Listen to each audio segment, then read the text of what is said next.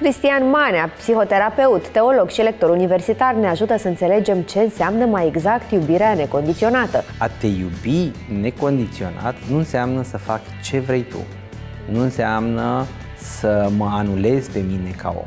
Alături de noi, Andreea Giurgilă, life coach, vorbește despre cum ne afectează aceste umbre în relațiile noastre, cum le recunoaștem și cum le integrăm în personalitatea noastră, fără să le lăsăm să ne afecteze din umbră. Poate este foarte blând și răbdător, ne place asta, dar mai târziu s-ar putea să descoperim că acolo e o umbră legată de lipsa de a se impune, de a își spune punctul de vedere. Happy Cafe, de luni până vineri, de la ora 15:30, la Happy.